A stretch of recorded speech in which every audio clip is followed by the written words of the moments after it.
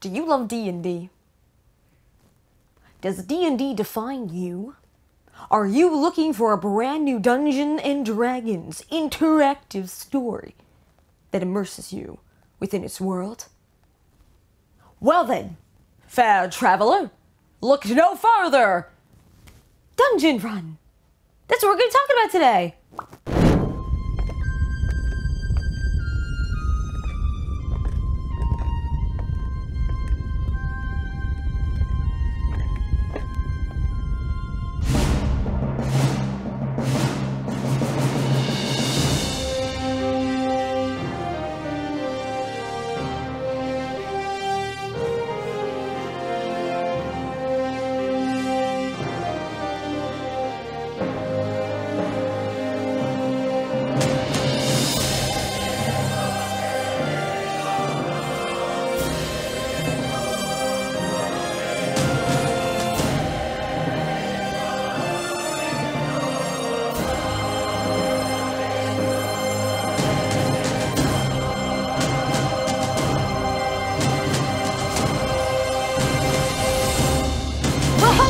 Welcome back to All Ages of Geek, a place where we unite the geeks of all ages with the power of unity, community, interactivity, and something that is so true, geek culture. As we know, geek culture unites everybody, but something that I personally love is when you can actually interact with people in the world of geek culture and unite everyone with a common cause and a common good, and that is geekiness.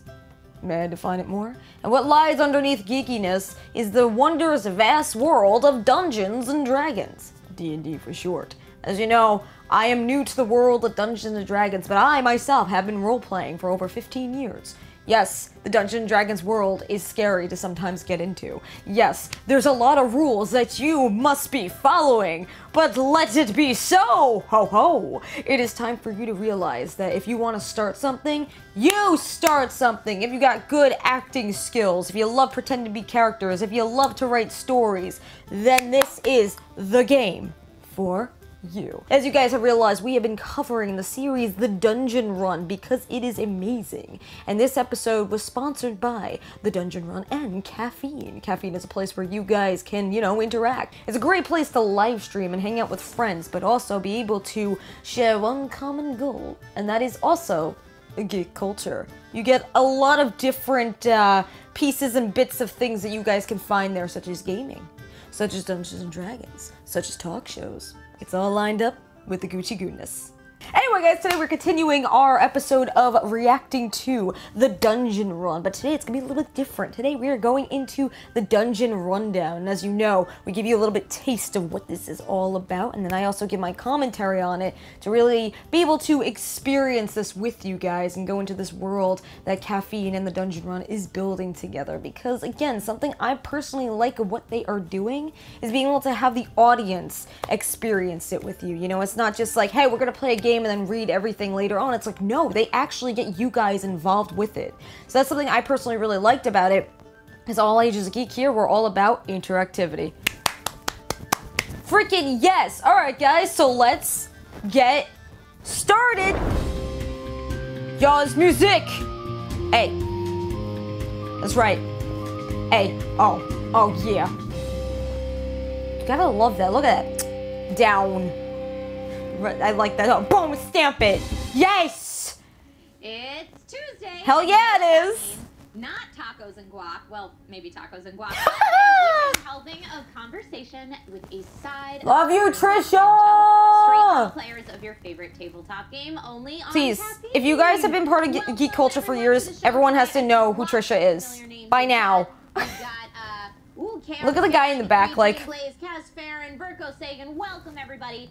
Welcome. Welcome, friends. Welcome. Gnome ever. She's like the Dear Abby of Bengal. Hey, Lily Dumblestep. Katie Michaels is here. Yay! Dear Lily of Bengal. Yeah, perfect. The Dear Lily. And oh, look her hair. Look at that. Hair is amazing tonight. Thank you. Thank you so much. Very Do the pose. Do the very pose. on-brand. Right? Thank you so much. Very on brand for. Very on brand. I think. Yeah. This is how I wore my hair to the audition for Dungeon Run. Oh my god, I love that. I remember that. Yep. See, you go all out. See? Little BTS. If she wasn't a spellcasting genasi, she might have had a future as a hot barber. The Hey. Speaking of time. Yay! Jessica! Best intro ever. I was like a hot what? Oh. Yeah, into haircuts. Yeah. Not enough hot barbers around. Yeah, certainly not. I mean, we talked about hot bartenders on this show. Oh my God. We got potentially a hot barber in a future life. You know how it is. You know how it is. See? Trisha be saying the truth here. And that means the next hour is all about the women of the dungeon run. Hell yeah. Be sure to post your comments and questions in chat because the best of the night, as always, earns some dungeon run swag. It's a virtual party, and you, the runners and the watchers, See? You're getting you guys involved. the girls, that does not mean that the men aren't welcome. There's something for everyone who loves the dungeon run. Make sure you send some love with that show love digital item for all your favorite moments of last week's episode, your favorite players, your favorite haircuts, anything. See, look, the little digital things that they add to it, love it. All right. So thank you guys so All much for joining us. right. How's your week been? Really good. Yeah. Yeah, went to Michigan to spend some time with family. Ooh, so Yes. nice. Yeah. Family time. Yes, that was the holiday family time. Did you play any Yes. games while you were in Michigan? We did. My sister taught us a new charades game where there's 3 rounds. I love charades. I want to play. Oh, it's called like King's Cup or She didn't give us a name, but the first Celebrity? one. See, you're learning about the actors behind this. Why I love this. Celebrity, right? Celebrity? Yeah, it was Yeah. super fun. yeah. No. King's Cup is also a good game, but very different. Yeah, as I'm saying, I was like, I feel like I'm drinking it. Yeah, Definitely not King's Cup. Celebrity. Celebrity. It's so fun. I heard someone call it running charades. I love that's those amazing. chairs. Which I was like, that makes sense. I used to, when I was doing interviews, we have to sit in those. They're really comfortable. Built in. That's awesome. Yeah. Yay! All right, so Katie and Jessica, I'm so excited that you're here. Tonight's like a slumber party, and Oh my every God, good slumber yes. party starts with a fun game. So, Play the game you know, now. That is the last legit few true. weeks have been full of intense bonding Like, you moments for can't our have a members, slumber so party we're without a gonna set freaking up game. little less fuzzy.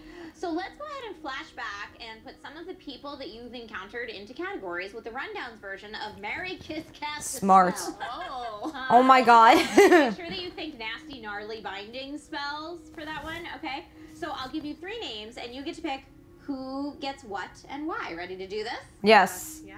Hell yeah, Okay, do it. Let's do Let's it. do it. Katie, you go first. Your 3 to choose from for Marry, Kiss, Cast a Spell are Civ, King of the Salvage Members, and Hodgepodge. Who would you marry, Kiss, Hodgepodge. Cast a Spell? The puddle of body parts. I think, Yeah. The Mage Tower. The Frankenstein-esque corpse. Which is Yeah. totally my type. Okay. Oh man, this Morgan is hard. says it's too easy. This makes my cheeks a little red. Oh my God. You got it. Gosh. Yeah. Well, I think I clearly cast a spell on Hodgepodge because he tried to kill Okay. my friend. I love that name. Easy. Yeah. Easy. Hodgepodge. You're heckling me. Okay. Kiss it. Kiss it, do it. K-S-S-I-N-G. See, it's like an actual slumber party. Oh my God. Legally bound to Hodgepodge. You have a crush on it. I will cast a spell on Hodgepodge, but it's not dead because I want him to think about what he's done. Nah. And I'll kiss that king of the salvage manners and I'll marry Civ. Oh, you heard it here. You did hear it here. Marrying Civ. Now, I couldn't help thinking about kissing the king of the salvage manders. Weren't they described as viscous? But he was pretty nice. Okay. It's like, that's what matters. He was pretty nice. Okay. He was pretty nice. Pretend You're- you're some jello. You're married. Oh my to God, people I love you're Jill. really not sure about a long-term relationship. I want to know what that statue is in the back, please. I mean, yeah, we're gonna get married. No. Okay. No. Good. Yeah, I'm like terrified of what this decision process is gonna be for me now. Okay. Well, I plan on heckling you because that's what you did to me. Yeah. No way. Jessica, you've got James, Donald Duke, Donald Duke. and Zanelka. Okay. Wow. These are hard, right? These Okay, are hard. Do we know now? Is it more clear that James is is a father figure and not the romantic interest here. Well, I think that Jessica has made that clear on the run now. But I don't know that people True. are sure about that for in-game. Okay. Think. Marry? Think. Cast Think. a spell on myself before I marry anyone. Can I do that? Can I cheat the system? Wow. Say, Yeah. No. No cheating. That's not an option. No, no cheating. Okay. Doesn't he have to marry immediately? Just eventually. True. Sunday? Yeah. That's what I said. Oh. Civ. I got it. Okay. Oh no. Oh. Okay. It's like, see, it's a process. I have it, but just kidding. Okay. I guess I'll. Kai Book says, James, Fahima has daddy issues. Oh! Smooch her on the cheek. Trisha just goes like it's daddy issues. Okay. I'll cast a spell on Duke because it's the lesser of the evils. You know. Yeah. I mean, Yeah. choosing between Zanaka and James. Okay. I'll kiss James on the cheek. Oh, Still a kiss. on the cheek. And I'll marry Zanaka. Oh. Oh. Because hopefully there's more than kissing involved later. Oh. I mean, there already was I'm last talking about adventure. holding hands, y'all. She Yeah, held God. your hand and then licked it. Yes, and like drank your blood. It was very private. It was a Yeah. very, very private moment, for sure. Let's see what chat has to say. I know they're having fun with this.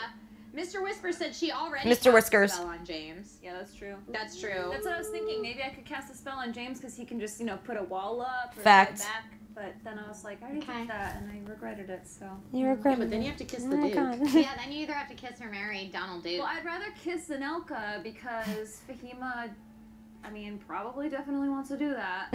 But then, yeah, you're left with marrying your dad? Ooh. It could be a short marriage. I could marry the Duke just for his money.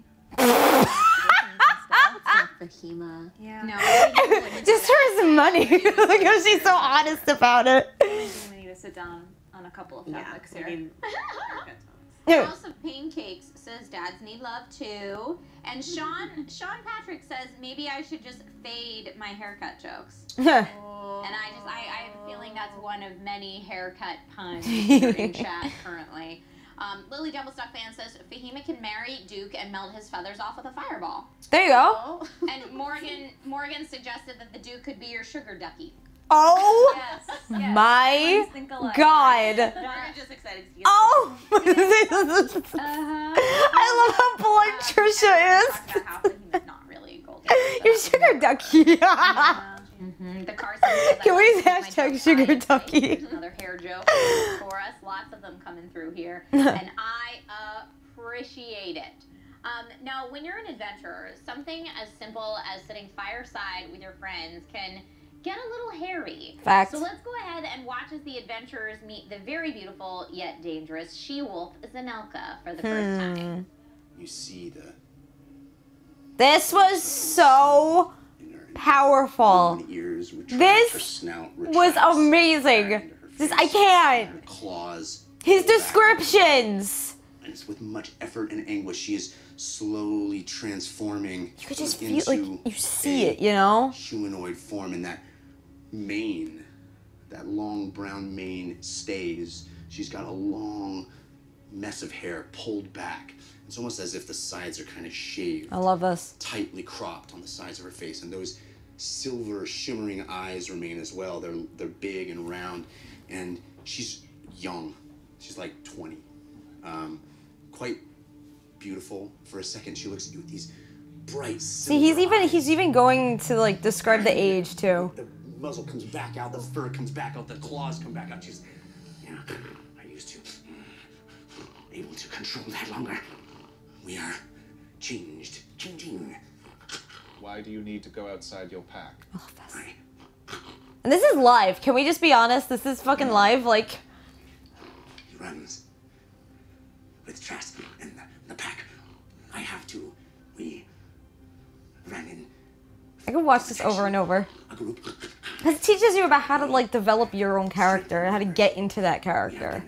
And not just say like, oh, I move over here, I go do this. It's like you get into character. That's what I prefer when it comes to role-playing overall. It's not just saying, I'm gonna do this, I'm gonna do that. It's more like, you become that character. Vargan. He is changing us somehow. He puts the bloodlust, the needs, So crazy. the hunger in all of us, in me, and my brother more. He opens his arms. Oh god. Says, I understand what This part! Stop! I will help you. When Uggo becomes like this, I just go Hug. just hug. I wanna hug you, Uggo. I wanna hug you. I do. Remember humanity. Remember it. Love that. Just love that. That was so cute when they cut to Jessica's face as they were describing Zanelka for the first time. We were just so happy. Had you seen that before? That like cut like that? Did you watch it back? Because I know when you guys are playing live, you don't know what the cameras are capturing. No, Oh, I true. watch it when at YouTube premieres, but this week I was on a plane to Michigan, so I get to see it again. So what a nice surprise! Yay! Yay! I'm trying to think of a good joke, but I need to mull it over. Hey, get it? Chat Mullet. is very funny tonight, and thank you so much for the show love from TK421 who said, "Give it up for Jeff's voices again." And Yes. Fireworm, the Carson says, "Love these ladies. Thank you guys so much for the digital love. You are awesome." Uggo. Uggo. Such a huge heart. Uggo has He a never huge does. He goes impact. above and beyond to help anyone who needs it, really. Yeah. Why do you think that Uggo stepped up for Zanelka in that scene? What does he recognize in her plea, do you think? Well, I think she said, "Please don't hurt me." Yeah. Well, and also she's kind of like part monster, which I think Uggo has expressed. True. That he's part monster. Yeah. So it's a relatable experience. Like he feels for It it. was surprising, I think, because of the whole Hamlet situation that happened just prior to that. Right. I thought there would be a little more care. I mean, not that I was happy about it. You know, Yeah. 'cause that's what Fahima would have wanted. Right. But there was a couple moments where Fahima was jealous of Uggo, kind of like getting to talk to Zanelka first, or Yeah. or talking to her. I mean, I can't think of specific moments other than that right now, but I just remember thinking like, oh man, I could have done that. I wish I could be talking to her Oh. right now, or relating to her right now, but now he's gonna be friends with her and he's gonna talk to her. So Fahima wasn't scared of her at all. Like, she was a snarling wolf that just attacked everybody 2 seconds ago. No, but Fahima was reserved Okay. because of what just happened. I think Yeah. if the Hamlet situation hadn't just happened, she might have been a little more gung-ho about, immediately being up and advocating for this creature. Yeah, but what an interesting change for Uggo, because I mean, up until now he's kind of described like monster bad, human good, whereas I love Uggo. Fahima's been the opposite of that. Uggo is one of for my the most favorites, part, I gotta be erring on honest. the other He's such a side. bean. And, so it was just interesting to see Uggo say, "Monster, but I'm still here for you. Bring it in for a hug." Right. Yeah. For Ugg. Yeah. a little bit of a flip. So, I mean, God. Sid is Ugh. skeptical of Zanelka's story, and for a moment, Lily and James were concerned about the bloodlust being contagious.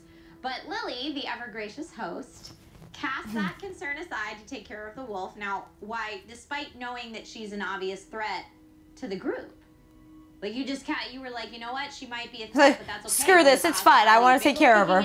Or was there a deeper reason for wanting to help? Again, I think, Jeff does such a good job of Personifying. embodying these characters, and at that point, James had kind of read her thoughts, and Sid was out tracking it, and there was this feeling of like, she's in a vulnerable position, and so I don't know why she would put herself there unless she had good intentions, I guess. And that's very important because, if you realize somebody's very vulnerable, even if they look a certain way or act a certain way, you need to help them. And it's checking those. Even though it was a werewolf, Yeah, okay? not Like, necessarily coming still. up to, like, lead you guys into a trap or something like that. Yeah, and I don't want to unnecessarily let someone suffer for a long time. Right. Okay. Know they're there to help us or need help. So She seemed like she needed help. Yeah. Not necessarily that she was there to help us, but she seemed like she's in a vulnerable position. Okay. We're getting that from her body language, from what she's saying. Right. The fact that there's no one else with her. And she's asking for our help, and she's hurt. Extreme vulnerability. And That's Jeff when you can usually thus trust. far hasn't really tricked us in kind of a mean way, right? Because that would be a fun but kind of a mean trick for her to be a bait and for that to have happened immediately, where we're like, oh yeah, let's help you, and he's like, Yeah. and then all the wolves come in. Screw you. It's not that kind of DM. Right. Yeah, that's what I like too. Yet. Like, Yeah, Jeff, now he you does- know what to do to oh God, surprise them, huh? never anger your DM. I feel like Don't give him ideas. Anything hasn't. could He happen. has not at this point. But yeah, Lily even stepped forward to heal, so you must have felt okay. Yeah, I mean, About I think her it at was that point. there was enough things that had happened to prove to me that she was at least in a vulnerable position, and we were outnumbering her at that point. Right.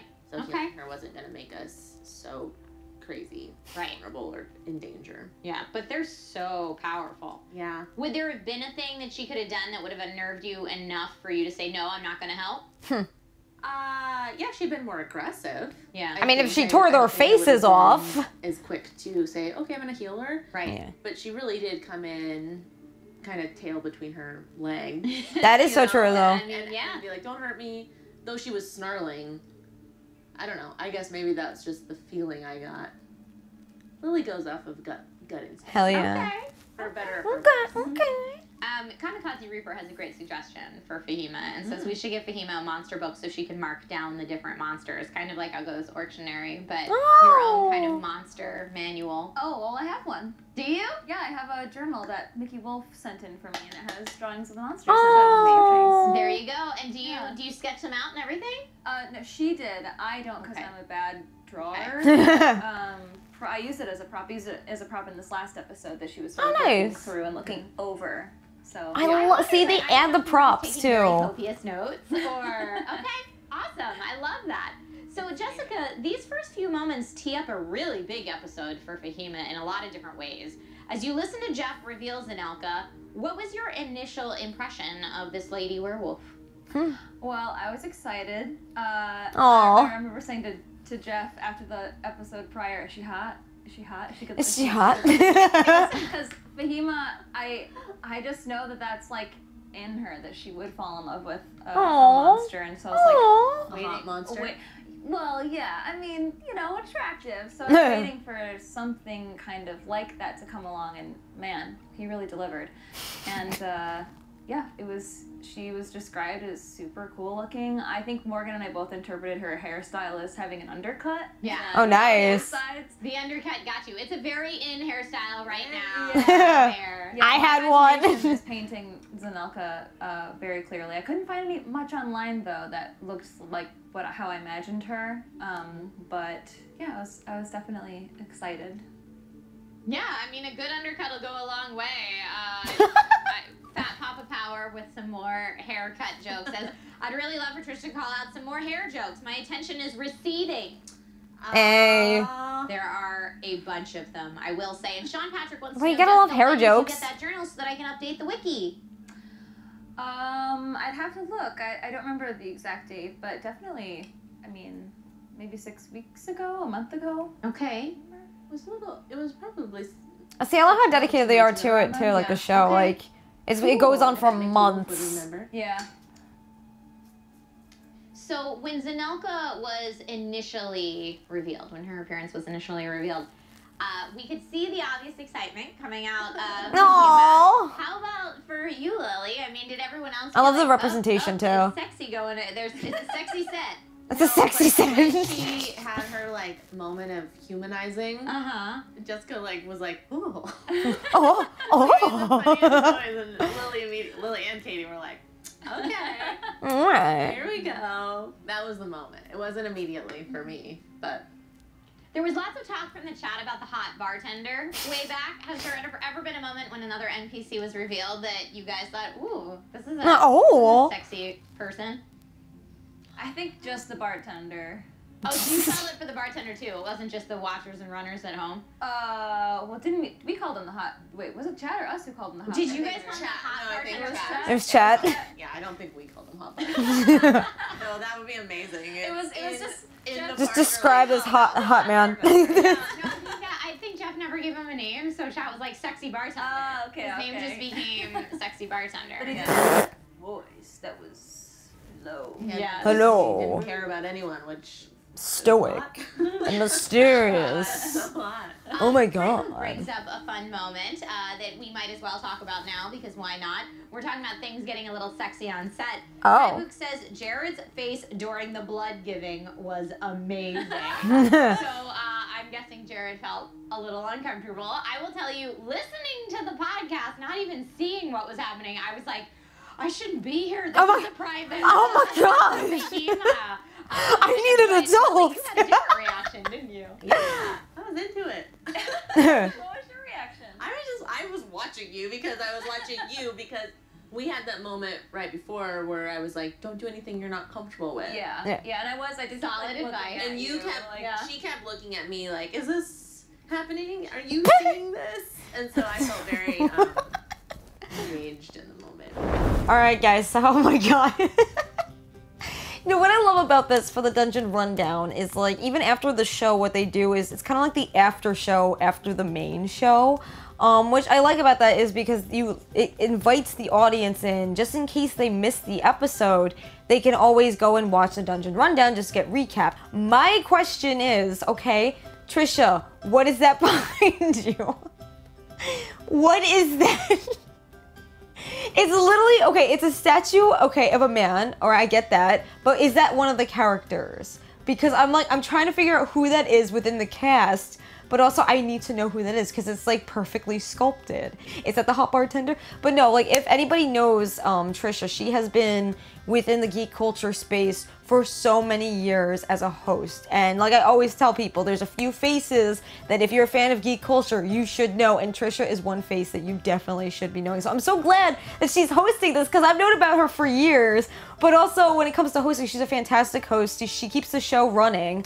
And it's, again, I like how it was more of that downtime, you know? It's not like, hey, we're just gonna have a conversation and that's that. It's like, no, you're actually having this human type of conversation with the cast. Something I also like is they're adding a lot of different type of representation within the dungeon run, you know? It's something that needs to happen much more often in D&D campaigns, so God bless you guys for adding that. One thing I definitely want to be able to see on this series is like more of the emotion, like asking the type of questions where it's like what the actual actor was feeling in that moment, you know, like that's something that's really important because bonding with your characters is something I'm very, very, very passionate about. And especially when how he envisioned even the NPCs, it speaks volumes about how much they care about this campaign.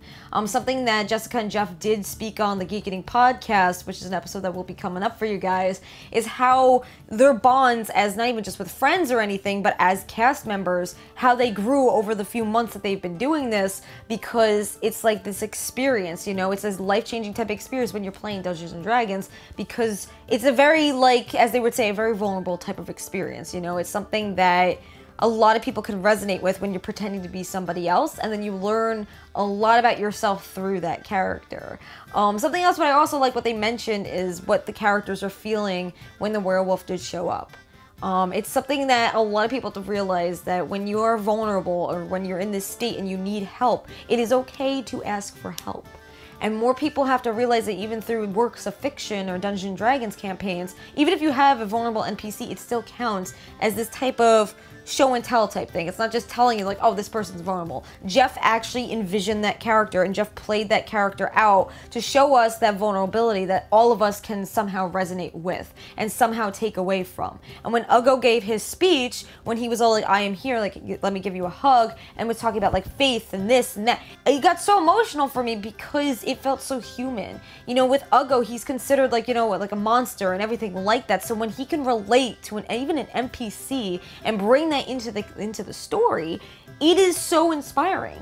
It is truly so inspiring, not even just to me, but everybody within the chat, because it allows us to relate even to an NPC when you are feeling vulnerable, when you are not feeling yourself. And that's something more campaigns need to like kind of build up to, you know, building up to how an NPC character can play a huge part within a campaign, and not necessarily just being like, hey, I'm just here to like move along the story and care about all the other characters. Like, no, they're here to also build upon that story, you know? They're here to have their own backstories that the main cast, the MCs, can actually be able to like not even just resonate with, but interact with. Interactivity is something that the Dungeon Run does perfectly, and it's something more campaigns, Dungeons & Dragons campaigns, can learn from.